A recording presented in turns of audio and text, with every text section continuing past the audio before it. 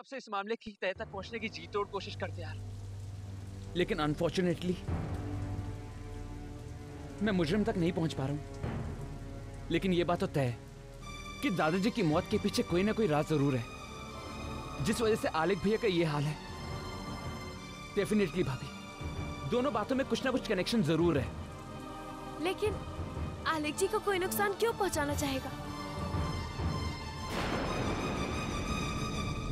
इसलिए तो भाभी मैं उस जर्नलिस्ट को ढूंढने की कोशिश कर रहा हूं जिसने दादाजी की मौत वाली बात छापी थी, और शायद इसीलिए किरण ने आज मुझे यहाँ पे बुलाया है, क्योंकि वो मुझे कुछ बताना चाहती थी, क्योंकि वो फोन पे बात नहीं कर सकती थी भाभी।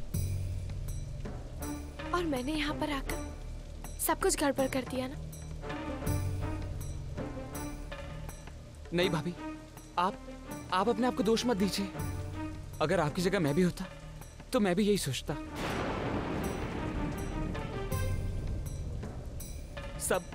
सब यही सोचते ना भाभी कि मैं एक बुरा भाई हूं, एक बुरा बेटा हूं। मैंने आलेख भैया के पैसे के पीछे ये सब कुछ किया।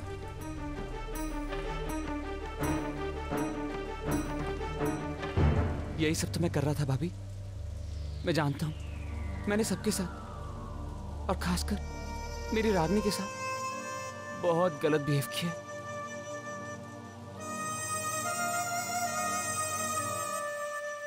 मैंने उससे बातें छुपाई हैं। मेरा यकीन मानिए भाभी, मैं उसको बता देना चाहता था, लेकिन मैं डरता था अगर गलती से उसके मुंह से निकल जाए तो शायद उसकी जान पे बन आए।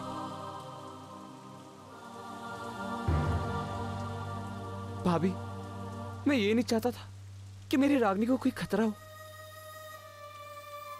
अच्छा हुआ वो चली गई, वरना रोज रोज उसे हर्ट करके मुझे बहुत तकलीफ होती थी।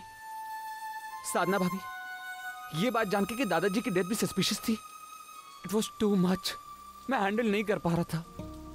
कई बार मन किया कि मैं किसी से शेयर करूं कि मुझे कोई सहारा मिलेगा, लेकिन हर बार मैंने अपने आप को रोक लिया। और जब नवीन भैया को मुझ पर शक हुआ तो मैंने उनके साथ वैसे ही बिहेव किया जैसा वो चाहते थे, ताकि मुझे उनके इरादे पता चले। भाभी, आपने भी मुझे गलत समझ लिया।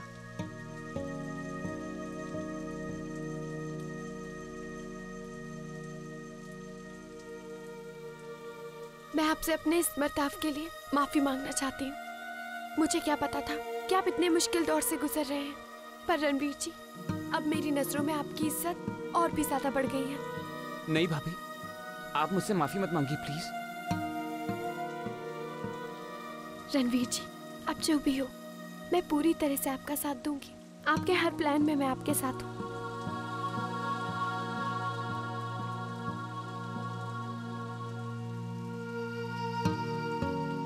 भाभी, हमें बहुत सावधान रहना पड़ेगा। किसी को भी नहीं पता चलना चाहिए कि हम लोग क्या कर रहे हैं, घर वालों को भी नहीं। जब तक वो शख्स पकड़ा नहीं जाता, हमारी छोटी सी भी गलती बहुत भारी पड़ सकती है। और हाँ भाभी, सबके सामने हमें यही दिखावा करना होगा कि मैं किसी की भी परवाह करे बगैर अपनी मनमानी कर रहा हूं। वो शख्स कोई भी हो सकता है भाभी, जस्ट डोंट ट्रस्ट एनीवन। अब आप घर जाइए भाभी, मुझे भी ऑफिस पहुंचना होगा। मैंने 12 बजे वाली मीटिंग अपनी सेक्रेटरी को कह के 2 बजे की कर दी थी, लेकिन फिर भी टाइम पे पहुंचना पड़ेगा, नहीं तो डैड नाराज हो जाएंगे। हाँ रणवीर जी, मुझे भी घर जाना होगा। आलेख जी मेरा इंतजार कर रहे होंगे।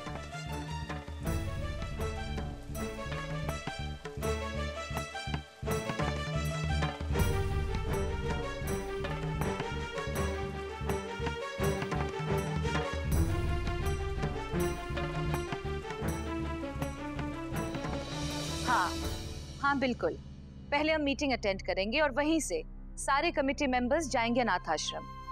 एग्जैक्टली, हर 3 महीनों में उनका इंतजाम चेक करना बहुत जरूरी होता है। या राइट, ओके।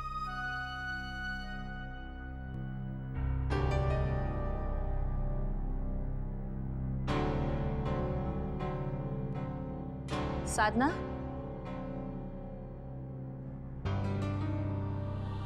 तुम कहाँ चली गई थी? लंच के लिए भी तुम घर नहीं आई। साधना, कम से कम बता कर जाना था। आले कितनी चिंता कर रहा था। वो मैं अवनी को बता के गई थी। मैंने उसे बताया था कि मैं जा रही हूँ। अच्छा, ओ माय गॉड, ये देखो बारिश में कितना भीग गई हो। साधना, अपना ध्यान रखा करो, अगर तबीयत खराब हो गई तो। वो मैं क्या बात है साधना, एनी प्रॉब्लम? नहीं मम्मी जी, ऐसी तो कोई भी बात नहीं है। साधना, बात क्या है? तुम बहुत परेशान लग रही हो। देखो, अगर कोई बात है तो हमें बता दो, हो सकता है कि हम हल निकाल लें। वो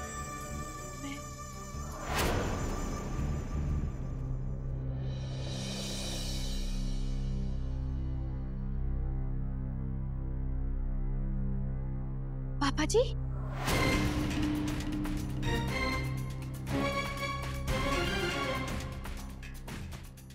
इंद्रजीत, क्या हुआ? क्या हुआ आपको? पापा जी, नवीन, क्या हुआ इन्हें? हाँ, आए, बैठाओ यहाँ पे।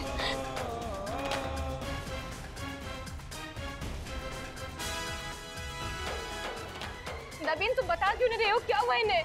वो बड़े पापा का बीपी अचानक से हाई हो गया, कुछ देर के लिए चक्कर सा आ गया इनको।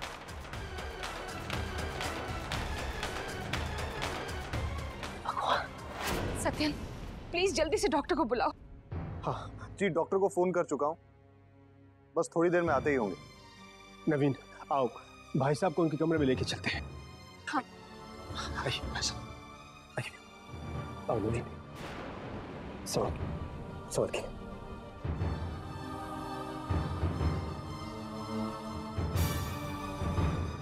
संभाल के नवीन। जी बोलिए।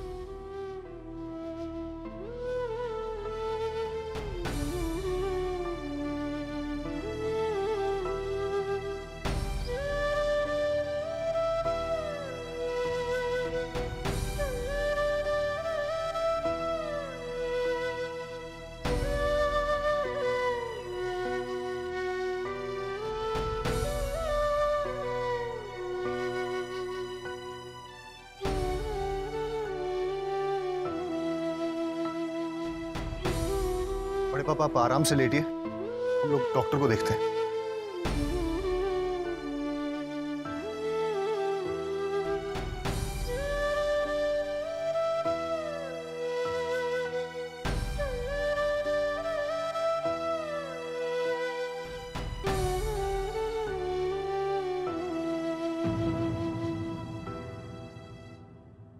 लेकिन नवीन, ये सब हुआ कैसे? उनका बीपी तो हमेशा कंट्रोल में रहता है, फिर अचानक बढ़ कैसे गया? बड़ी माँ,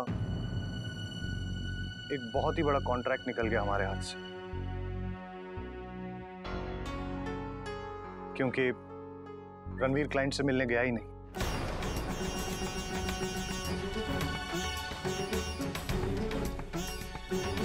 ऊपर से क्लाइंट ने 4 बातें अलग से सुना दी बड़े पापा को।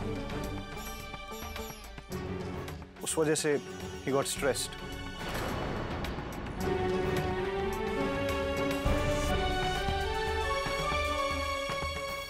हे भगवान, रणवीर जी की इसमें कोई गलती नहीं है। उन्होंने जानबूझकर तो ऐसा कुछ भी नहीं किया।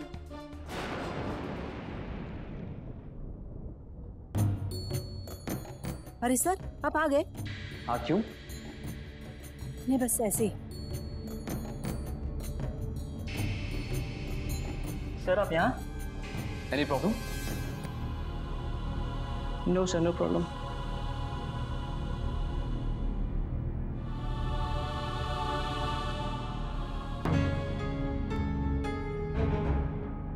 मिस अनीता, आपने मेरी 12 बजे की मीटिंग रीशेड्यूल करके 2 बजे रख दी है। कितने बजे की है वो मीटिंग?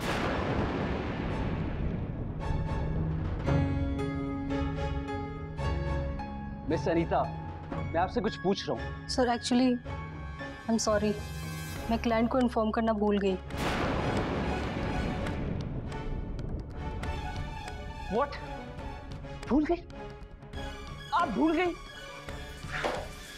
आप भूल कैसे सकती हैं मिस अनीता? आपको अंदाजा भी है कि वो मीटिंग मेरे लिए कितनी इंपॉर्टेंट थी? How How could you be so careless? God, it's too late. मुझे डैड से बात करनी होगी। वो बहुत अपसेट होंगे।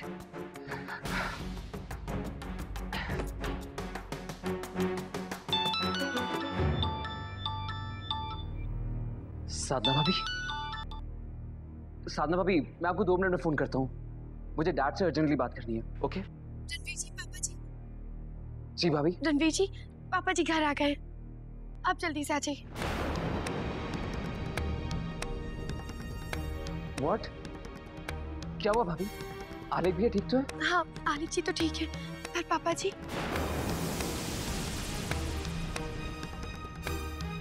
लेकिन डैड, क्या हुआ डैड को?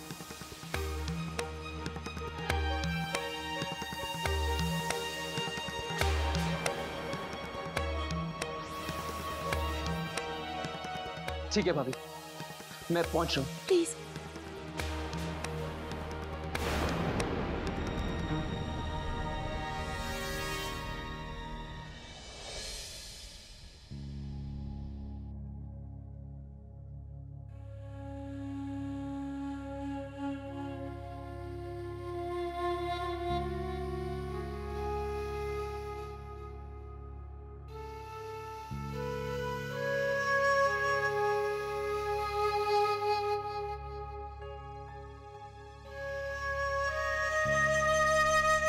ये दवाइयाँ अभी मंगवा लीजिए।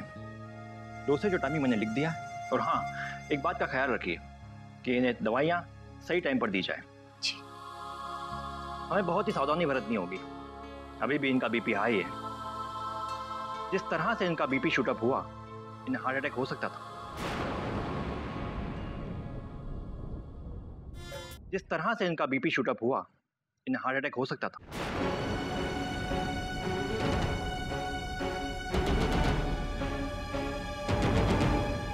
लेकिन शुक्र है ऐसा हुआ नहीं।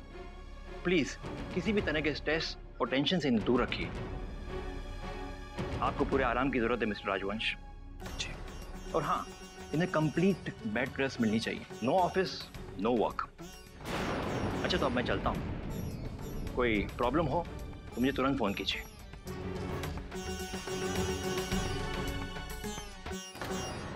बड़ी माँ, मैं दवाई ले आता। आइए डॉक्टर साहब, मैं ले चलता हूँ। अब हमें भी चलना चाहिए। चले आलेख जी। 1 मिनट।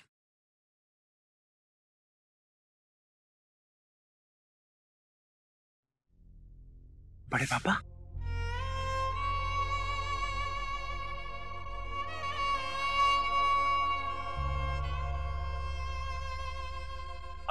आपकी तबीयत कैसी है?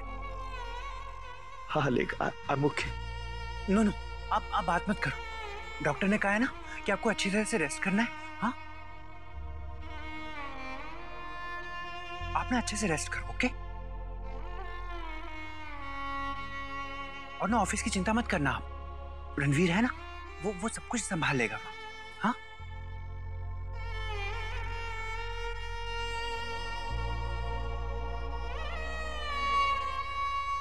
आलेख जी, चलिए चलते। बड़े पापा, मैं चलता हूँ।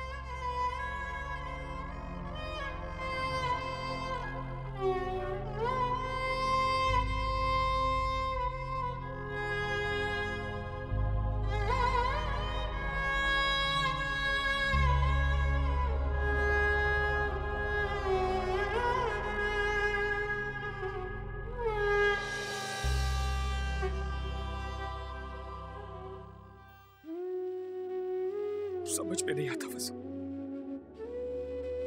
आखिर ये दिन क्यों देखना पड़ा मुझे?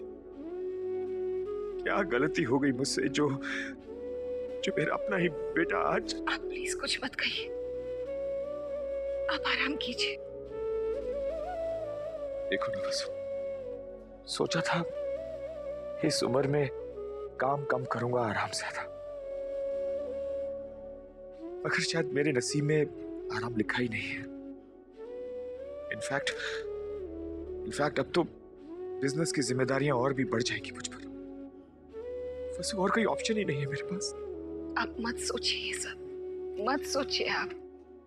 क्या करूं वसु, क्या करूं?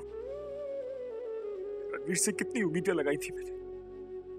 सोचा था होनहार लड़का है, सब कुछ संभाल लेगा, पर उसने तो। मत कहिए ऐसा, सब ठीक हो जाएगा, देख लेना। कुछ ठीक नहीं होगा वसु, कुछ ठीक नहीं होगा। आज इतना बड़ा कॉन्ट्रैक्ट खो दिया हमने रणवीर की एक छोटी सी लापरवाही से। और कॉन्ट्रैक्ट खो जाने से ज्यादा आज राजवंश कंपनी पर लोगों ने उंगली उठाना शुरू कर दिया है Vasu, and that is what is more painful.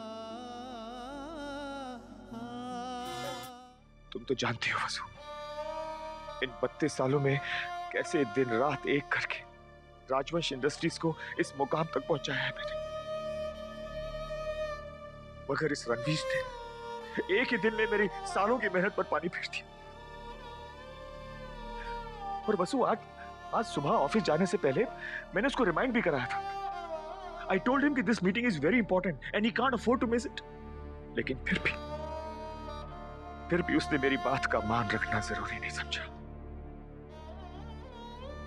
बहुत हो गया, इतना सब कुछ होने के बावजूद रणवीर का कहीं पता नहीं है। उससे अपनी इस हरकत का जवाब देना ही होगा। देखिए, हम आपका दर्द समझ रहे हैं, लेकिन आप अपने आप को क्यों तकलीफ दे रहे हैं? मत दीजिए, आप थोड़ी देर सो जाइए, प्लीज आराम कीजिए, आपको अच्छा लगेगा। प्लीज सो जाइए थोड़ी देर। आइए, आराम से लेट जाइए।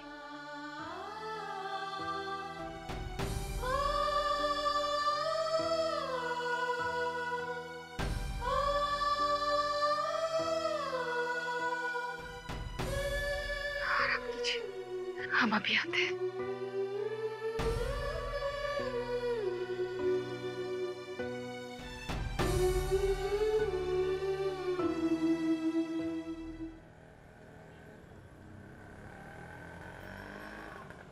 थोड़ा तेज चलो ना भैया।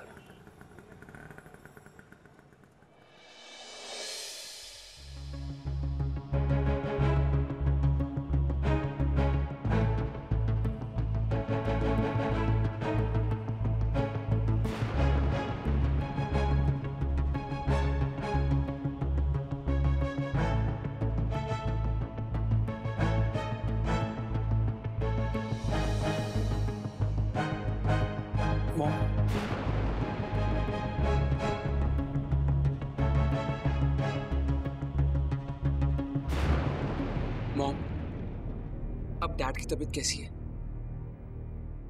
मैं उनसे मिलके आता हूँ। रुक जाओ रणवीर।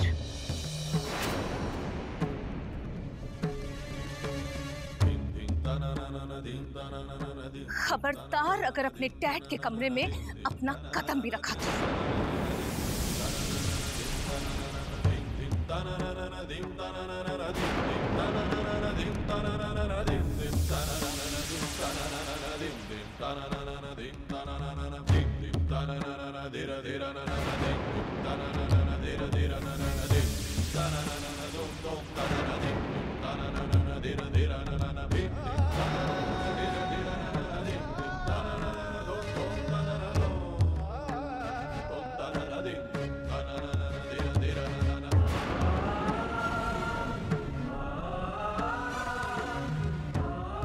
जो कुछ तुमने किया, क्या वो काफी नहीं है?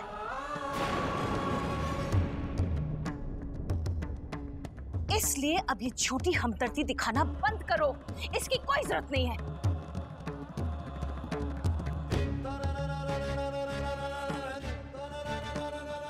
आज तक तुम गलती पे गलती करते रहे और हम बर्दाश्त करते रहे, खामोश रहे, क्योंकि एक माँ होने के नाते हमने अपने बेटे पर विश्वास किया और इसीलिए हमने तुम्हें बचाने की कोशिश की।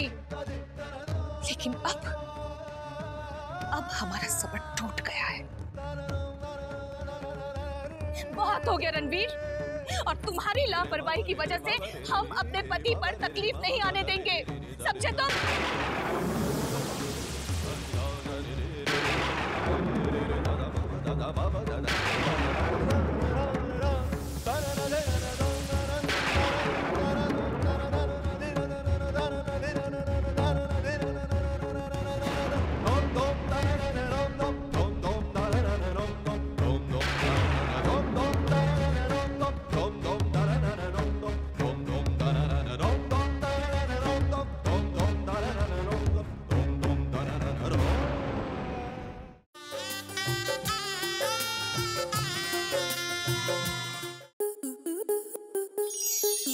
स्टार प्लस के ऐसे ही और बेहतरीन लम्हे देखने के लिए सब्सक्राइब करें हमारे YouTube चैनल को।